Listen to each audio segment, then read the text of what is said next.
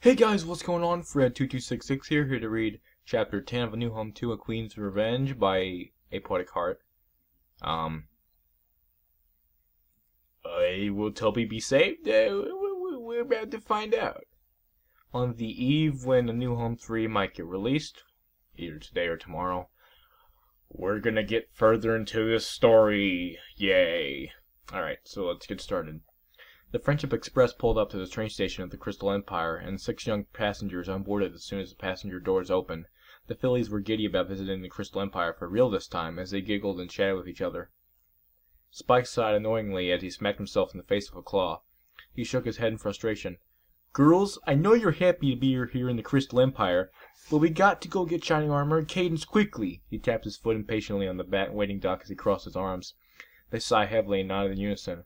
Applebloom spoke up. "We know, Spike. Where do we go to get the castle that Prince Shining Armor and Princess Cadance live at?" She gave the baby dragon a curious look along with the other fillies. Spike smirked proudly. "I'm glad you asked, Applebloom. Follow me!" He unfolded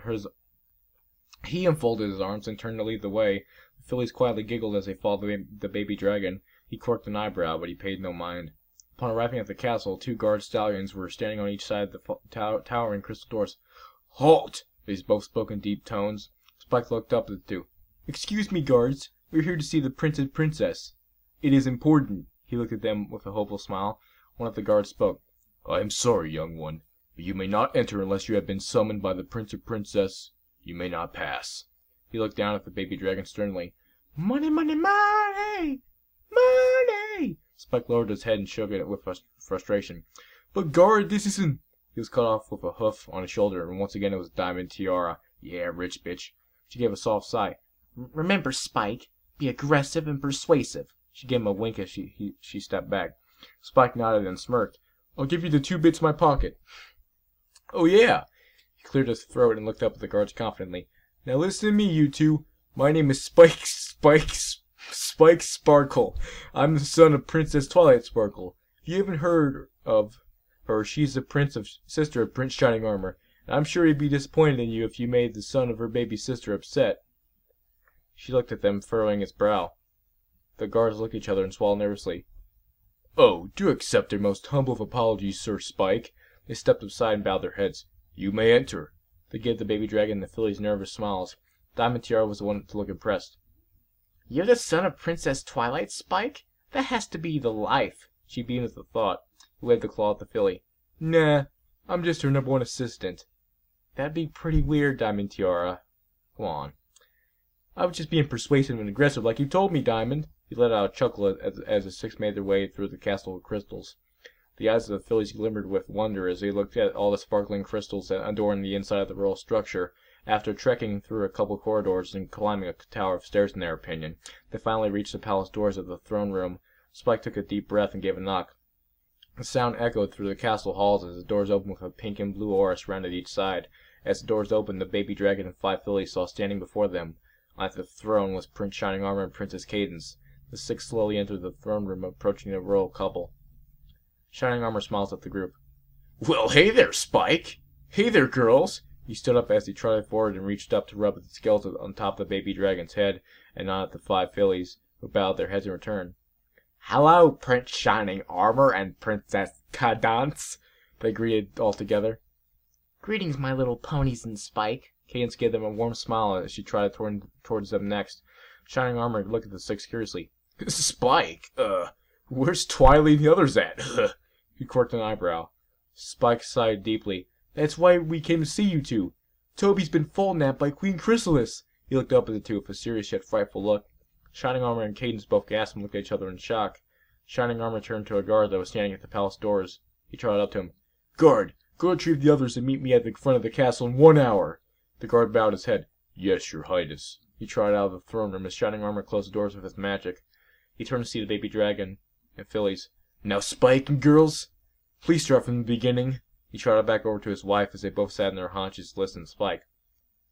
Back in Ponyville, Fluttershy and the other elements of Harmony were trotting along the rocky path of Rambling Rock Ridge.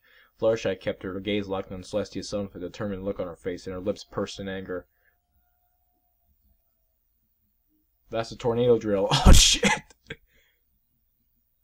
Oh, God. Ah! Oh, well. No national disaster will stop me. The others looked at her, confused, concerned as she kept on kicking at the ground for 4 hooves every time she took a step. Rarity carefully trotted up beside her. Fluttershy, darling, do you want to talk? She reached up and gently placed a hoof on her shoulder. Fluttershy stopped and let a deep sigh, turning to Rarity with tears in her eyes. Rarity, how could you keep a secret like that? Toby could have been hurt. She shrugged Rarity's hoof off and slammed her own hoof on the ground. I thought you were supposed to be my friend. She turned her head away, allowing her tears to flow. Rarity felt her eyes start to water with tears. Oh, darling, I am your friend. Please forgive me. I just didn't want to worry you about us running into those flea bags. She lowered her head in shame.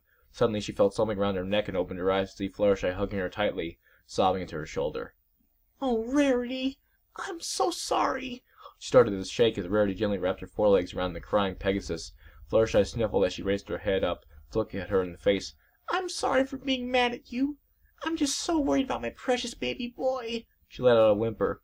Rarity hugged her friend tightly and rubbed up and down her back. Shh, darling. You don't need to be sorry about anything. I understand that you're upset, Fluttershy. We all are. She reached up a hoof to wipe at Fluttershy's tears and looked seriously into her eyes. I promise, darling, that we're going to get Toby back. Twilight, Applejack, and Pinkie Pie had tears in their eyes as they watched the two and trotted up to them, surrounding Fluttershy in a big warm hug. Yeah, we will, they all exclaimed proudly. Rainbow Dash was soaring in the air as she shot to the ground, landing in front of the group and panted heavily. Twilight! I told Princess Celestia about Chrysalis being in the Badlands, but we have big trouble. The girls broke the hug and looked at Rainbow Dash curiously. What kind of trouble, Rainbow Dash? Twilight asked.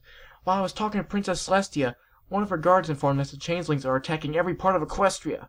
Gasps of shock escaped each of the others' lips. This is not good. Twilight gave a frown to her friends. She closed her eyes for a second to think and opened them with determination. All right, girls. I think we need to split up and go each region of Equestria to stop these bugs from causing any more damage. You darn tootin', Twi. I'll go to Appaloosa and help with the town there. I know Brayburn's gonna need all the help he can get. She tipped her hat as her brows furrowed with anger. Good idea, Applejack darling. Rarity smiled softly. As for me, I'll take out those ruffians that are in Manhattan. She flicked her mane confidently. Twilight looked at her friends with a nod. And I'll prepare the citizens of Ponyville, because I can see that the changelings haven't arrived here yet. She looked at Pinkie. Pinkie, I'll need you to go and help the ponies of Lost Pegasus. Aye, aye, Twilight. Those meanie pants aren't going to know what hit 'em. Pinkie rubbed her forehooves together. Time for me to bring out the big guns. She smiled mischievously as out of nowhere she pulled out a rocket launcher. Okay. Modern warfare, sure. The others just shook their heads. I shall return. With that, she put her rocket launcher back up and hopped away. Pinkie, never mind. Twilight face-stroked herself. She looked up at Rainbow Dash. Rainbow Dash, you... She was cut off by the Cyan Pegasus. I know, Twilight. I'm gonna go help defend Cloudsdale. You all be careful. She placed her hoof in the center. Let's do this for Toby and get him back. She smirked proudly. The others put their hooves in. For Toby! They yelled confidently as Rainbow shot up and soared towards Cloudsdale. Twilight looked at Fluttershy. Fluttershy, I will understand if you don't want to do any fighting. You don't have to. She gave her a soft smile. Fluttershy looked into Twilight's eyes with a determined face. No, Twilight. I've been running and hiding from fights all my life. That she-pony is my son, and she's not going to get away with hurting him anymore. She stomped her hoof and gritted her teeth. I know Chrysalis warned us about trying to rescue Toby, but she didn't say anything about any other creatures. Your daddy dragon? A slight confident smile crept across her face. Oh wait, he's dead. She looked at Applejack, Twilight, and Rarity. I'm going to go to the Everfree Forest and get some much-needed help from my other animal friends. She nodded proudly. The others nodded in agreement. Fucking yeah, cockatrice. Just be careful, Sugar Cube. Applejack gave her a soft smile and tipped her hat. She looked at the remaining group of 3. See you girls later. I got a cousin in this town to save. She kicked at the ground and turned to gallop towards Appaloosa. Rarity flicked her mane side deeply. Well, I guess I'll be going too, darlings. She turned to Fluttershy and placed a hoof on her shoulder. Don't worry, dear. We're going to get our precious child back. She gave her a wink and smiled at her in Twilight before turning and galloping off to Manhattan. Twilight looked at Fluttershy. You be careful, Fluttershy. I'm going to go get ready for the changeling attack on Ponyville. She gave her a nod before hovering into the air and flying off towards Ponyville. Fluttershy let out a heavy sigh and looked up at Celestia's son. Be careful, girls. She lowered her head and placed a hoof on her chest. Don't worry, my precious little Toby. Mama's coming. She allowed a single tear to fall and hit the ground. She raised her head up with determination and hovered to fly towards Everfree Forest. Toby was lying curled up in a ball, trembling as Chrysalis meticulously trotted back into her lair. He looked up to see her trotting towards him and covered his head with his arms. Please, Queen Chrysalis, don't hurt me, he pleaded with a whimper. She chuckled evilly as she basked in the fear of the small child. She trotted up to him and placed a hoof over his trembling body to stroke along his back. She looked down at him with a mischievous smirk. Oh, my dear, sweet little morsel. I'm not going to hurt you any more. Yet. She leaned her head down to touch his forehead with her horn. I just want to take a look inside your mind, child. She lit her horn. After a few minutes, she raised her head up with a sinister grin on her face and thought to herself, so that's his worst fear. Maybe I can use that to my advantage.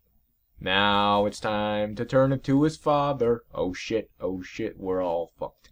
She sighed softly and rubbed and stroked the top of his head with a hoof. You poor, poor child.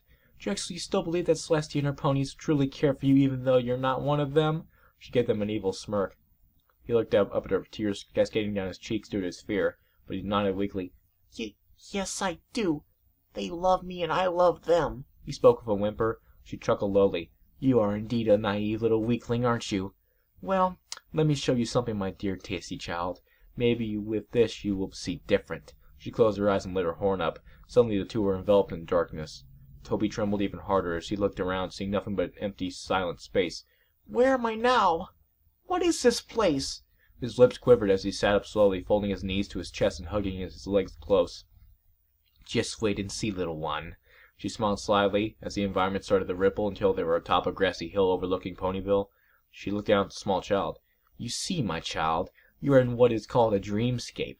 It's just like a dream, but no pony can hear you or see you. Oh, and look where we are. She placed a foreleg around the trembling child as she pointed with the other foreleg. Toby's back was facing where Queen Chrysalis was pointing, so he slowly turned around to see underneath the tree where his families and friends were sitting together having a picnic. However, he looked closer to see that there was a pony with him he'd never seen before. He swallowed nervously as he carefully stood up just to walk a little closer to look at the new pony. It was a small Pegasus colt with a powdered blue coat, a short brown mane with matching tail. His eyes were the same olive green as Toby's, and he wore the same black-brimmed eyeglasses. On his flank was the symbol of a piano. Toby looked around to see happy smiles on every pony's faces, but he didn't see himself with them there. Tears began stinging his eyes as Chrysalis smiled evilly, noticing this. Come here, little one. I saved you a seat. She used her magic to levitate him over to her. She was sitting right near the group as they began talking. The new colt was underneath Fluttershy's wing, looked up at her. I'll give him the same voice. Mama, can I go play with my friends? He gave her a bright smile. Of course, my precious little one. She let out a giggle and nuzzled at the colt's nose. The colt giggled happily as he got up with the other fillies and Baby Dragon to go and play, leaving the adults to talk among themselves. Toby felt his heart break a little. But that's what Mama calls me, he thought to himself as he looked on. Fluttershy turned to Twilight. Oh, Twilight, I can't thank you enough. Oh, or the princess is enough for changing my precious little one. My precious little Toby into a Pegasus. Ugh! She squeaked happily. That's fucking stupid. Twilight nodded at her friend. You know you don't need to thank us, Fluttershy. Now you have a real colt to call your own and not a little bratty human. She chuckled. Shit! Toby choked back his sobs as his body started to shudder. I agree, darling. He looks much more handsome and sophisticated as a Pegasus. That hairless, pale human Toby was what's the word? Oh, I know, hideous! Rarity chuckled as the others did, too. Toby started to sob heavier as Chrysalis kept on grinning wider, letting out a lowly chuckle. You see, my tasty little treat? They never loved you for who you are. They just wanted you to think that. She smiled at the sadness he was showing. I think you need to listen to one more pony before I end this dreamscape. Toby was unable to speak as he cried painfully. You know, girls, I can finally call Toby my son, because he's now a real pony. And better yet, I can teach him to fly so I don't have to carry him on my back anymore. He was terribly heavy when he was a human. She turned to Twilight. I'm glad I asked you three to change him while he was sleeping, or else he probably would have fought. And we would have had to banish him. Her once soft giggle turned into a sinister one as the environment slowly rippled back into Chrysalis's lair. Huh. Shit.